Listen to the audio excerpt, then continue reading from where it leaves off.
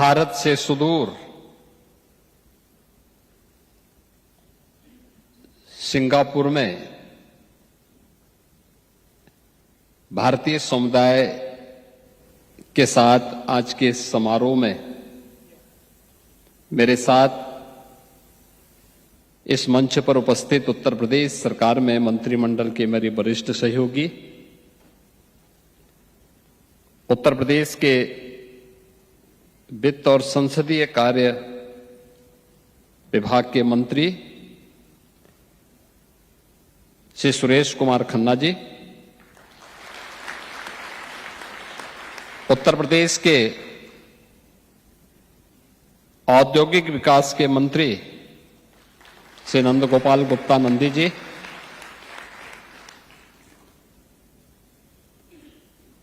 उत्तर प्रदेश सरकार के सलाहकार श्री अवनीश कुमार अवस्थी जी,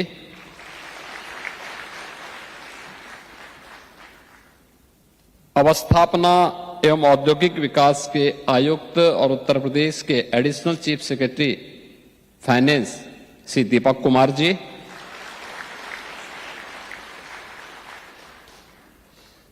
सिंगापुर में भारत के माननीय उच्चायुक्त डॉक्टर शिल्पक अम्बुले जी,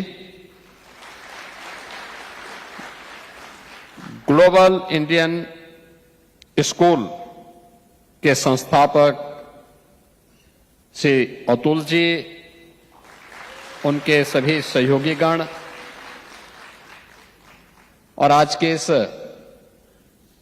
विजिट में मेरे साथ आए हुए सभी अन्य सहयोगी गणों की ओर से मैं सबसे पहले भारत के उच्चायुक्त और उनकी पूरी टीम के साथ ही आप सभी भारतीय समुदाय से जुड़े हुए बहनों और भाइयों का इस उत्साह के लिए हृदय से अभिनंदन करता हूं और भारतीय समुदाय इतनी दूर रह करके भी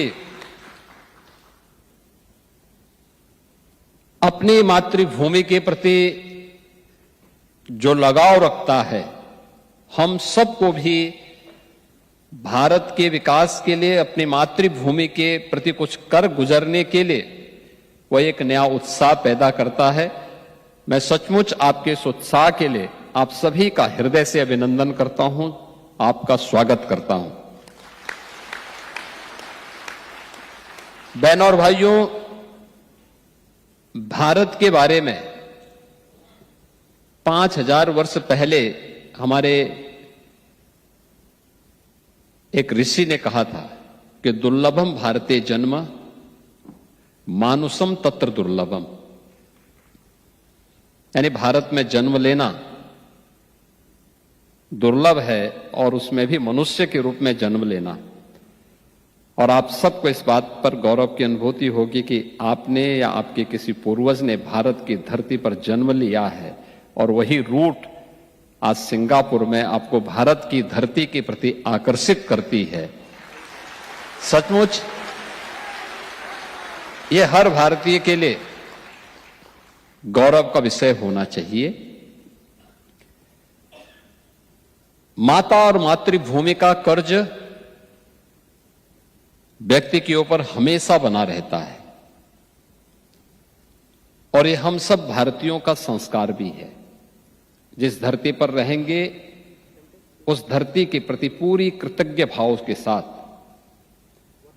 अपना दायित्व निर्वहन करते हुए अपने कार्यक्रमों को आगे बढ़ाएंगे। आप याद करिए ना कि भारत और भारत की परंपरा से जुड़ा हुआ जो हमारा सनातन धर्म है, यह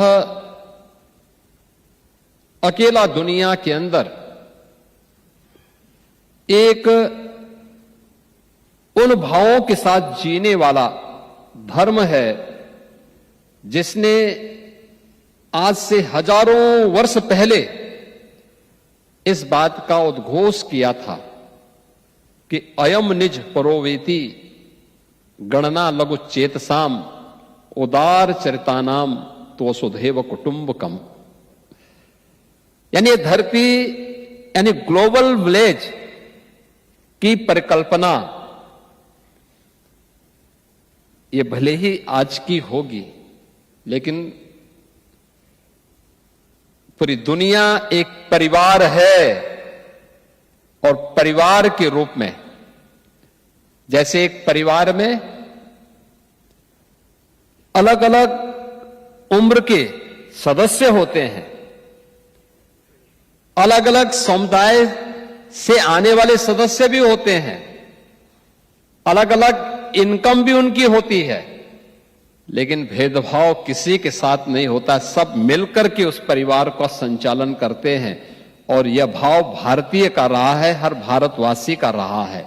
और भारत उसी दिशा से दुनिया के अंदर आज भी दुनिया के प्रति वही भाव रखता है, जिसके बारे में हमारे यशस्वी प्रधानमंत्री जी कहते हैं, सबका साथ सबका विकास।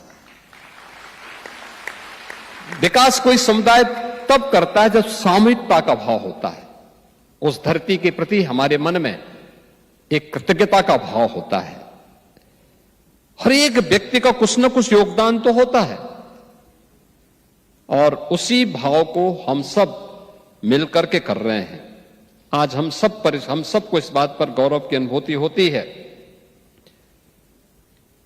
कि नया भारत आज दुनिया के अंदर अपनी ताकत दिखा रहा है। नए भारत पर हर भारतवासी को गौरव की अनुभूति होनी चाहिए।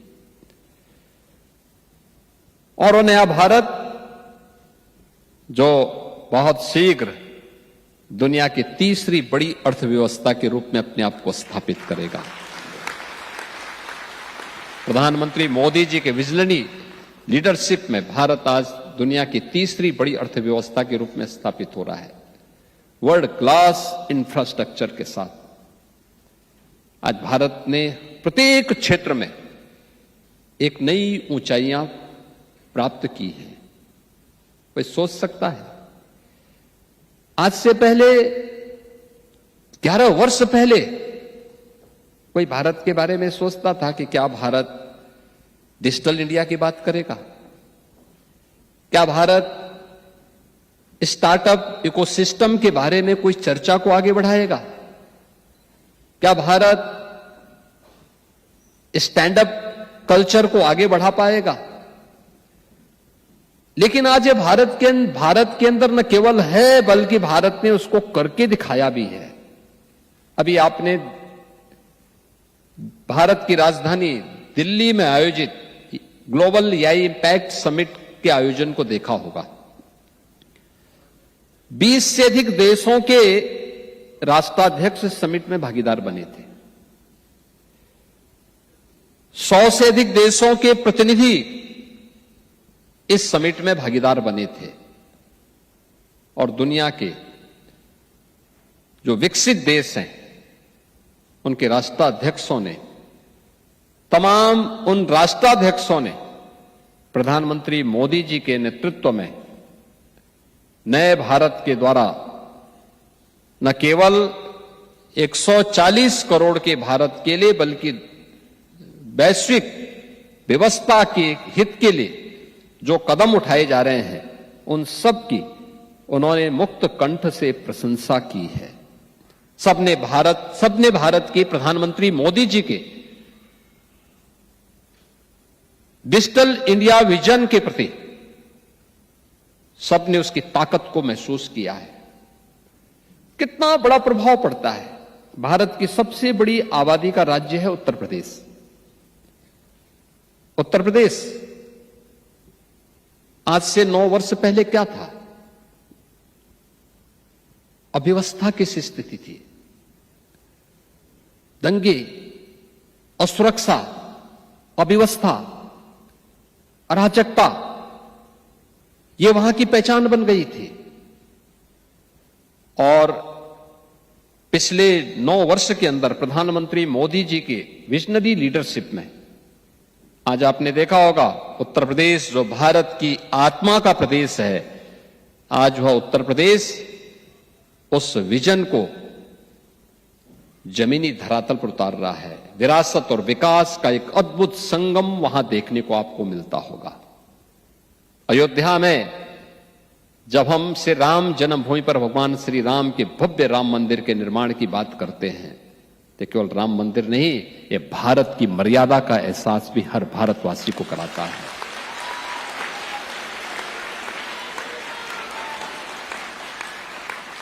जब हम काशी में काशी विश्वनाथ धाम की बात करते हैं तो काशी विश्वनाथ धाम ये केवल अपनी विरासत को पुनर्स्थापना करने का ही कार्य नहीं, बल्कि काशी में काशी विश्वनाथ धाम भारत की शाश्वत चेतना का जीवंत उदाहरण प्रस्तुत करता है।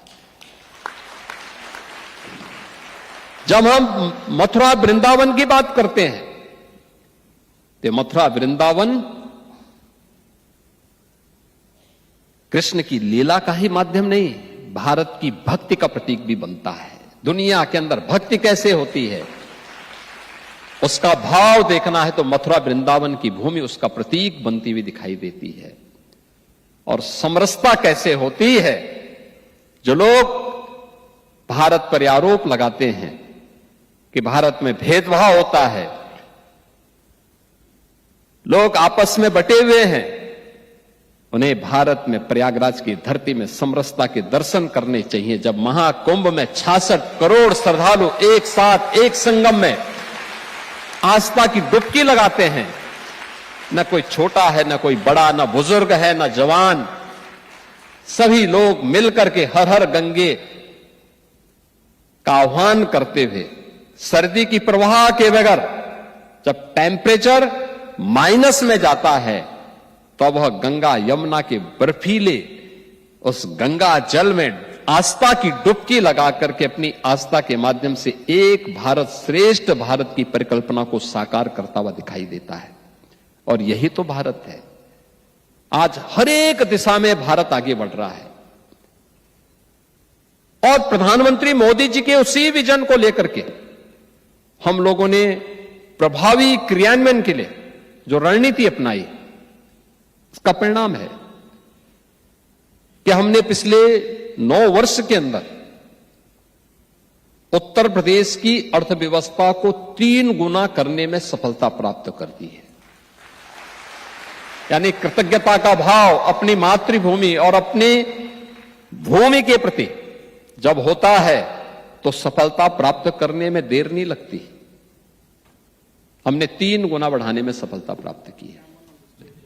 आप देखते होंगे आज के दिन पर हम लोगों ने उत्तर प्रदेश के अंदर जो पर कैपिटा इनकम है इसको लगभग 3 गुना पहुंचाने में सफलता प्राप्त की है। उत्तर प्रदेश के बारे में जो आज से 9 वर्ष पहले लोग बीमारू राज्य के रूप में कहते थे, बिहार, मध्य प्रदेश, राजस्थान और उत्तर प्रदेश को मिलाकर के उत्तर भारत के इन 4 राज्यों को मिलाकर के जो वर्तमान में 6 राज्य के रूप में है, जिसमें उत्तराखंड भी और झारखंड भी और छत्तीसगढ़ भी, ये 7 राज्य इसके साथ जुड़े हुए हैं। इनको एक बीमारू राज्य की श्रेणी में ला करके एक बड़ी आबादी को मानसिक रूप से बीमार बनाने की कुत्सित चेष्टा का हिस्सा बना दिया गया था। 80 के दशक में शब्द निकला था, याद करिए 80 के दशक में, और लगातार इस भाव से ग्रसित थे। याद करिए ना, कभी भारत के एक सुप्रसिद्ध वैज्ञानिक जगदीश चंद्र बसु ने इस बात को कहा था। उन्होंने कहा मनुष्य में तो कोई भेद होना ही नहीं चाहिए, और ये भेद अगर हम करते हैं तो ईश्वर के प्रति हम भेदभाव करते हैं। और उस समय उन्होंने कहा था, अरे मनुष्य की बात तो दूर, एक जड़ और चेतन के बीच में भी अगर भेदभाव होता है तो उसका प्रभाव क्या होता है। उन्होंने कहा, मैं इसका उदाहरण देता हूं। उन्होंने 2 पेड़ लगाए थे, 2 पौधे एक साथ लगाए। कहते हैं जगदीश चंद्र बसु ने 2 पौधे लगाए थे एक समान परिस्थिति में। एक को वे रोज जाते थे, पानी देते थे, समय पे खाद देते थे, सभी प्रकार की परिस्थितियां उसके सामने प्रस्तुत करते थे। उन्हें पुचकारते थे कि तो बड़ा होगा, फलेगा, फूलेगा, खूब आगे बढ़ेगा, तेरे आगे की पीढ़ियां बढ़ेंगी और दूसरे पेड़ को भी परिस्थिति तो वही देते थे, उसको पानी देते थे, खाद देते थे, सभी वही परिस्थिति जो पहले वाले पेड़ को दे रहे हैं, लेकिन उसको कोसते थे तो बड़ा नहीं हो पाएगा, तो मर जाएगा, तो बीमार है, तो निकम्मा है, तो कुछ नहीं कर पाएगा। उसने देखा एक समय तक दोनों पेड़ समान रूप से आगे बढ़े, लेकिन एक समय के बाद जिसको पुचकारते थे वो बढ़ता गया, फलने लग गया, लेकिन जिसको कोसते थे वो एक समय के बाद बड़ा तो हुआ, कुछ देर तक बड़ा होता गया, लेकिन फिर सोखते सोखते एक ठूंठ बन गया, अंत में उसकी लीला समाप्त हो गई। और यही अगर एक पेड़ के साथ हो सकता है तो जीव और उसमें भी मनुष्य के साथ जब भेदभाव होगा तो उसकी स्थिति भी यही होती है। हम सबको इस बारे में ध्यान रखना होगा कि भारत कभी भी इन बातों को प्रोत्साहित नहीं करता है, कभी नहीं करता है। और अगर आपको देखना हो, हमारे पर्व और त्योहार उस बात के उदाहरण हैं जहां पे एक समरसता हम सब के बीच में दिखती है। और पर्व त्योहार के पीछे की मान्यता भी यही है, सब एक साथ मिल करके, एक छत के नीचे मिल करके उस आयोजन में सहभागी बने। उसके पीछे का उद्देश्य भी यही होता है। आज भारत गर्व के साथ कहता है कि भारत अब एक भारत भी है और श्रेष्ठ भारत की भी अपनी यात्रा को लेकर के आगे बढ़ रहा है।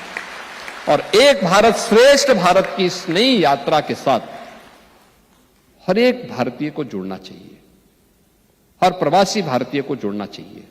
हमारा दायित्व है, जिस धरती पर रहते हैं उस धरती के प्रति अपने कर्तव्यों का निर्वहन भी ईमानदारी पूर्वक करें। कोई हम पर उंगली न उठाए, हमें शक की निगाहों से न देखे, लेकिन साथ ही साथ जिस मातृभूमि के साथ हमारी पूर्वजों का संबंध है उसके प्रति भी अपने कर्तव्यों का निर्वहन करने के लिए सदैव डट करके हम कार्य करेंगे तो सचमुच एक नई प्रेरणा प्राप्त होगी। अभी मैं यहां पे इंडिया ग्लोबल स्कूल के इस कैंपस में जब आया, और मैं सचमुच अतुल जी आपको और अपने हाई कमिश्नर महोदय को इस बात के लिए धन्यवाद दूंगा। भारत की शास्त्रीय विधा को यहां पर इन बच्चों ने कितने सुंदर ढंग से, कितना सुंदर प्रस्तुति गणपति वंदना के माध्यम से यहां पे प्रस्तुत की। आज जब ये घोड़ लग रही है पाश्चात्य कल्चर को अपनाने की, अपने भाव को भूलने की, अपनी मातृभूमि से, अपनी मातृभाषा से, अपनी सांस्कृतिक मूल्यों से विरत होने की, अपने आध्यात्मिक मूल्यों से विरत होने की, उन स्थितियों में यहां पर इतनी दूर भारत से हजारों किलोमीटर दूर सिंगापुर में रह करके भारतीय समुदाय अपने मूल्यों के साथ, अपने आध्यात्मिक और सांस्कृतिक मूल्यों को जीवंत बनाए रखते हुए उन्हें मजबूती के साथ आगे बढ़ाने का काम कर रहा है। और इंडिया ग्लोबल स्कूल की जो चेन है मजबूती के साथ आगे बढ़ रही है। अब अतुल जी लखनऊ में भी अपना इन्वेस्टमेंट करना चाह रहे हैं।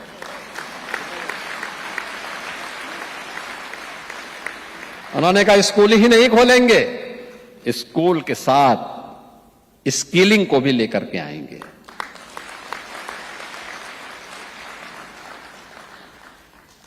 और उस स्किलिंग का एक नया सेंटर, नई सोच के अनुरूप, याद करिए ना, दुनिया जब कोविड के कालखंड में त्रस्त थी तब मोदी जी भारत को लीड करते हुए कोविड से भी लड़ रहे थे और भारत को विजन के रूप में उन्होंने एक नई कार्य संस्कृति को आगे बढ़ाते हुए उस समय नेशनल एजुकेशन पॉलिसी 2020 भारत के अंदर लागू की थी। आज उसके परिणाम दिखाई दे रहे हैं। परंपरागत कैरिकुलम के साथ ही, उस कैरिकुलम के साथ ही भारत अपस्किलिंग के लिए भी कार्य करेगा।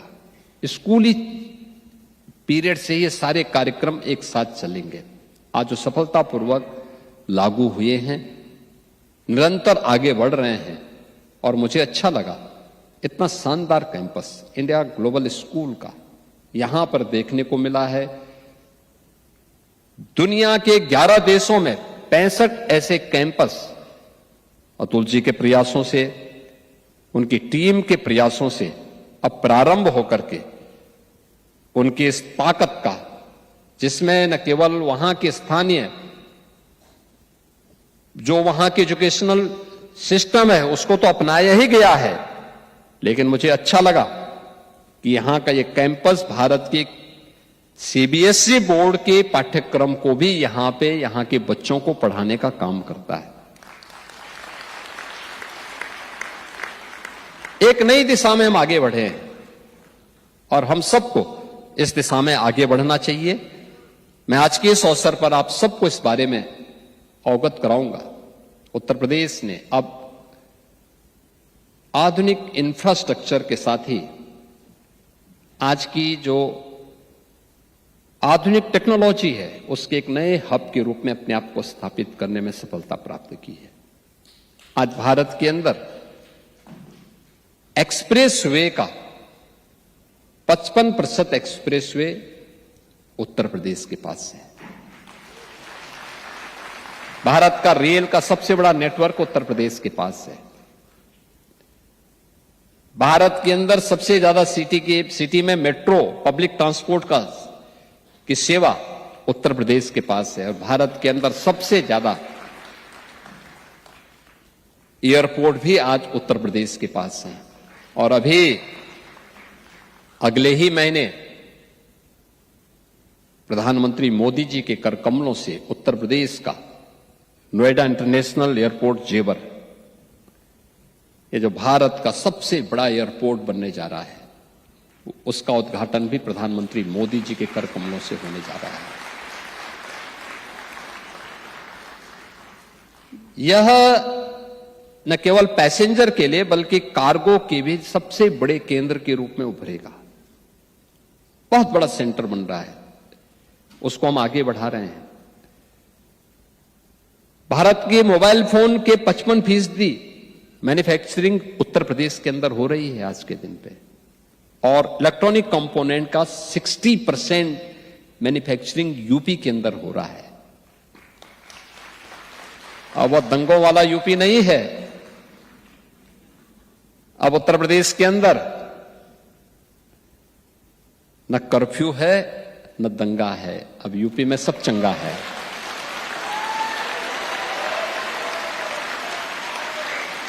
हर व्यक्ति अब यूपी के अंदर शांतपूर्ण तरीके से विकास में सहभागी बन रहा है। और महाकुंभ की सफलता के बाद आपने देखा होगा, गत वर्ष उत्तर प्रदेश में 156 करोड़ पर्यटक आए हैं। प्रयागराज में, काशी में, अयोध्या में, मथुरा वृंदावन में और अन्य प्रमुख धामों में 156 करोड़। आप देखो ना, दुनिया के अंदर 156 करोड़ की आबादी तो किसी की नहीं, किसी देश की नहीं है, अकेले किसी देश की नहीं है। लेकिन भारत के अंदर इतने पर्यटक आ गए और इस संख्या लगातार बढ़ती जा रही है। अयोध्या अब आएंगे ना, तो अयोध्या आकर के जो लोग 5 वर्ष पहले भी आया होगा, आज अयोध्या को पहचान नहीं पाएगा। आज आएगा तो उसको लगेगा कि ये त्रेता युग की भगवान राम के समय की अयोध्या आ गई है।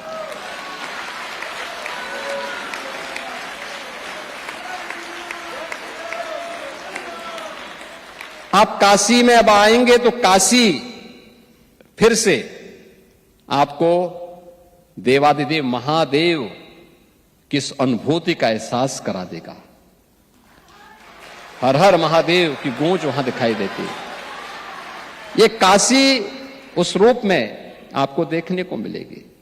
मथुरा वृंदावन हो, प्रयागराज हो, बौद्ध परिपथ हो या फिर जैन सर्किट, बौद्ध तीर्थ स्थल, सूफी परंपरा से जुड़े हुए स्थल, ये सभी मजबूती के साथ यूपी की एक नई पहचान को आगे बढ़ा रहे हैं। या फिर देश के स्वतंत्रता आंदोलन के दौरान में ऐतिहासिक कार्यक्रम, उन सबको भी हम आगे बढ़ा रहे हैं। इतना इन्वेस्टमेंट यूपी के अंदर वर्तमान में, हम फिल्म सिटी भी बना रहे हैं, मेडिकल डिवाइस पार्क बना रहे हैं, फार्मा पार्क बना रहे हैं, अपैरल पार्क बना रहे हैं। अभी 3 दिन पहले आपने देखा होगा सेमीकंडक्टर की यूनिट ये यूपी के अंदर स्थापित हो रही है। और यही नहीं, कल आपने देखा होगा भारत की पहली रैपिड रेल और मेट्रो मेरठ के अंदर 7वीं सिटी के अंदर कल हम लोगों ने प्रधानमंत्री जी के करकमलों से मेट्रो का संचालन भी करवाया है। भारत के अंदर डिफेंस मैन्युफैक्चरिंग कॉरिडोर भी यूपी के अंदर स्थापित हुआ है। हमारे 6 नोड विकसित हो रहे हैं और ऑपरेशन सिंदूर के अंदर जो ब्रह्मोस मिसाइल दागी गई थी ना, वो लखनऊ की ही है।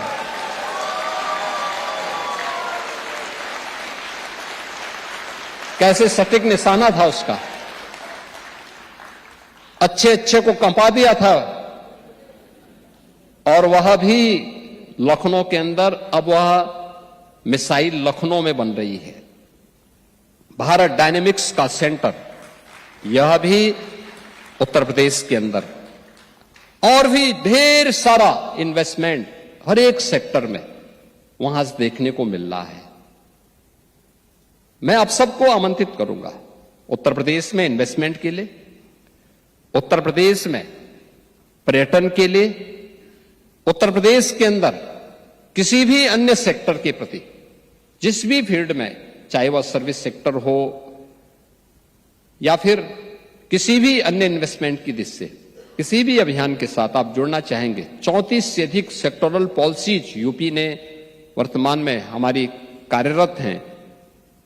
75,000 एकड़ का लैंड बैंक यूपी के पास है। बड़े हम लोगों के पास क्लस्टर लैंड के अलग अलग स्थलों पर हम लोगों ने तैयार करके रखे हुए हैं और वहां पर विद्युत की अनवरत सप्लाई करने के साथ ही सुरक्षा का बेहतर माहौल भी है। किसी प्रकार का कोई भय नहीं। हां, 9 वर्ष पहले बेटी स्कूल जाने में डरती थी।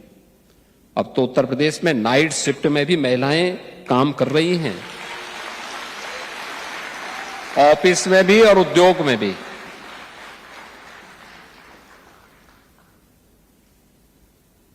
ये सभी कार्य लगातार प्रधानमंत्री मोदी जी के विजनरी लीडरशिप में यूपी ने अचीव किए हैं।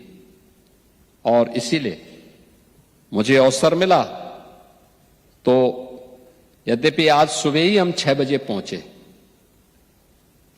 और 6 बजे पहुंचने के साथ ही 8:30 बजे से हमारे हाई कमिश्नर महोदय ने हमारी मीटिंग्स लगवा दी। यानी अभी हमारे साथ के लोगों की आंखें खुली ही नहीं थी, तब तक मीटिंग शुरू हो गई और सुबह से लगातार दौड़ाए जा रहे हैं। इस सेंटर को देखना है, फलानी जगह मीटिंग करना है, फलानी जगह इस मीटिंग को कर दीजिए, फलानी जगह इस कार्य के लिए इस कार्य को करना है। लेकिन उसी में से एक समय उन्होंने आपके लिए भी निकाला है। मैं उनको धन्यवाद देता हूं, आप सबका अभिनंदन करता हूं। उत्तर प्रदेश में आपको आमंत्रित भी करता हूं कि आप लोग उत्तर प्रदेश आइए। उत्तर प्रदेश में आप सबका अभिनंदन है। उत्तर प्रदेश भारत की आत्मा का प्रदेश है, आप सबका अभिनंदन है। आज के इस अवसर पर मैं एक बार फिर से आपके इस उत्साह के लिए आप सबको मैं हृदय से अभिनंदन करता हूं। अभी अगले माह के प्रारंभ में ही होली आ रही है, होली की शुभकामनाएं भी आप सबको मैं देता हूं।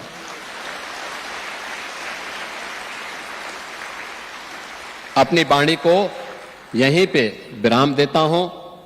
आप सब मेरे साथ बोलेंगे, नमः पार्वती पतिये हर हर, नमः पार्वती पतिये। जय जय श्री राम।